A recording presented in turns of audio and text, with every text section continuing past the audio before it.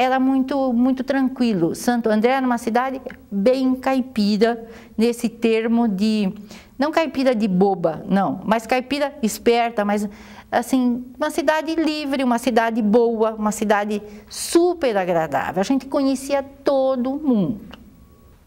Ele é interior? Não. Porque culturalmente não está tão longe. Não tem outro sotaque, não tem outros costumes, outra comida, outra roupa, não tem. Mas é centro também não. Então você tem tudo que é do centro, mas vive à sombra dele sem identidade. O pessoal do interior fala que você é da capital. O pessoal da capital fala que você é do interior. E você sabe que você não está em lugar nenhum desses. Você sente que não está em lugar nenhum desses.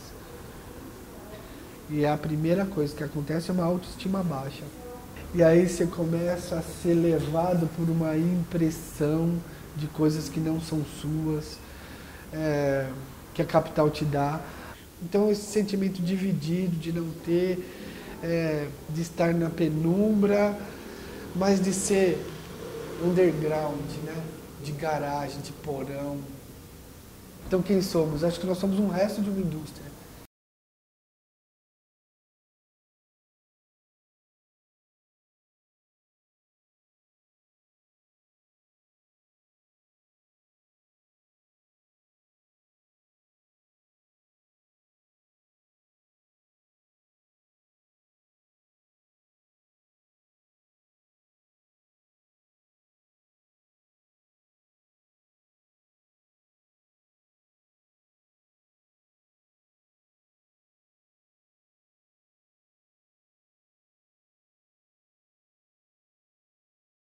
O bairro inteiro era em volta da igreja e desses padres italianos que tinham uma preocupação em dar lazer, diversão e um lazer e uma diversão bastante rica em ensinamentos, essa coisa toda que acabou traçando um caráter naquelas pessoas, assim como eu, né? Ele que trouxe todo o conhecimento do que era uma greve, o que era um movimento político, que era um movimento sindical.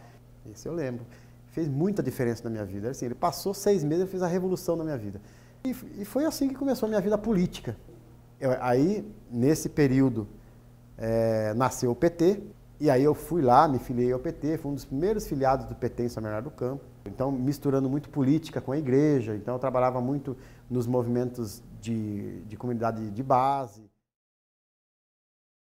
O teatro na nossa vida e na nossa infância era brincadeira, era a continuação da brincadeira que a gente já tinha, só que com os adultos. Isso acho que fez assim fortalecer muito o nosso relacionamento, porque eu brincava com a minha tia, eu brincava com meu tio, eu brincava com a minha mãe. Eles estavam fazendo teatro, nós estávamos brincando.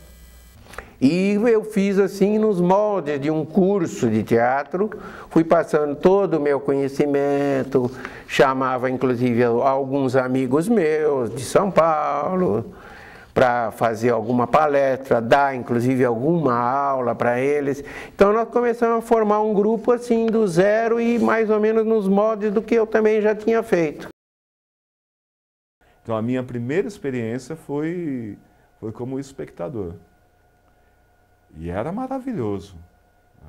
Você ter uma escola que te leva 2 vezes para o semestre no teatro, para mim ninguém fazia teatro em Santo André, nem me passava pela cabeça. Para mim era algo que se podia fazer em São Paulo. E ali eu comecei a entender que era tranquilo para fazer, que era algo viável. Cinema era muito longe e era caro. Música eu não tinha talento.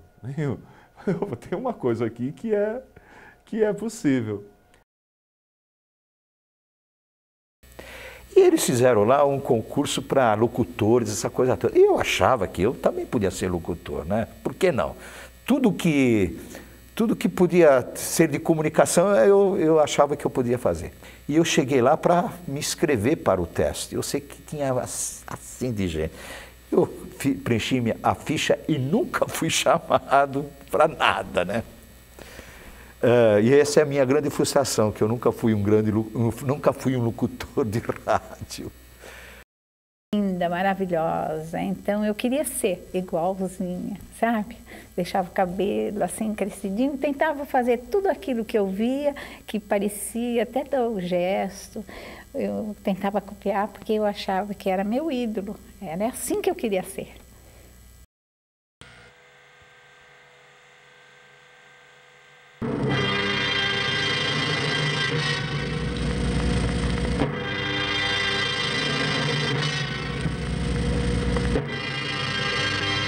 João Ramalho está exausto. Sabe que o seu fim está próximo. O impacto é demasiado forte. E João Ramalho vê chegada a sua hora. Os atores do Regina Passes é que estrelaram o filme. E assim, a gente não tinha nem móvel direito, né? Era engraçado porque passou um tempo, meu pai comprou uma cama para mim e uma TV, preta e branca, Philco. Assim, minha casa era um cinema. E passou o tempo, assim, meu pai demorou muito para comprar sofá, a gente era muito pobre, muito miserável. Imagina um cômodo quase vazio, uma TV e de tijolo e um pôster do Roberto, assim. Não gosto de televisão, não gosto muito de cinema. Tudo que é da indústria cultural, até o teatro também é da indústria cultural. E eu não posso negar que eu também faço indústria cultural. Eu reproduzo a indústria cultural também, mas eu procuro estar um pouco fora dessa discussão da indústria cultural. Eu, quando assisti a Vida de Brian, foi quando eu comecei a fazer teatro. Eu não acreditei no que eu estava vendo. Eu falei, nossa, mas isso aqui é cinema diferente. E era uma comédia muito engraçada. Eu falei, é esse teatro que eu quero fazer. É essa comédia aí. Que era um momento, primeiro, onde você tinha a possibilidade de encontrar os seus iguais ali. Porque normalmente a gente fazia e a gente assistia os espetáculos das companhias que vinham de São Paulo.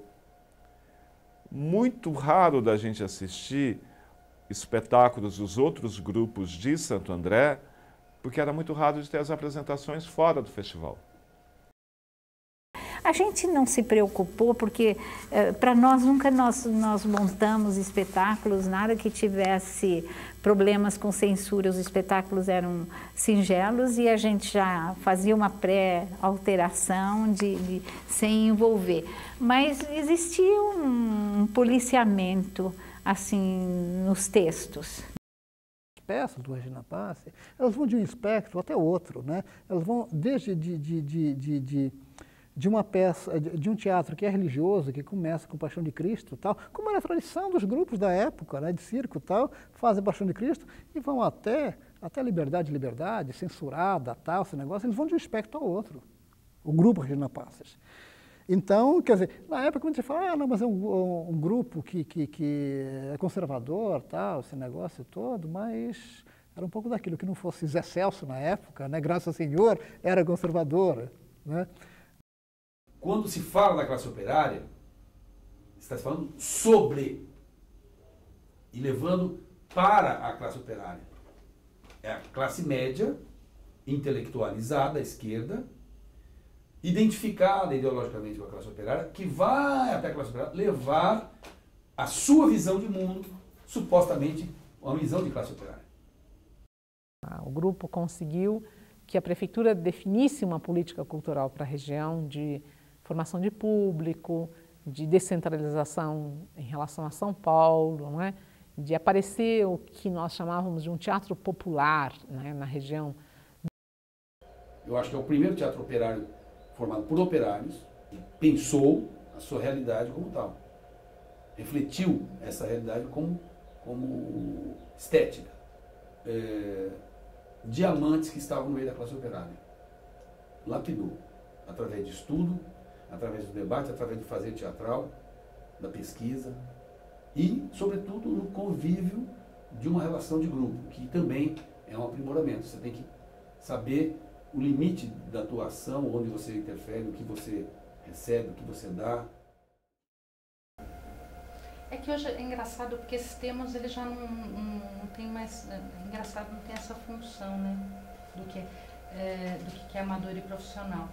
Se você for no cerne da palavra, a gente não é profissional porque a gente não vive da profissão do grupo de teatro, né? A gente dá aula, enfim, a gente vive de outras coisas.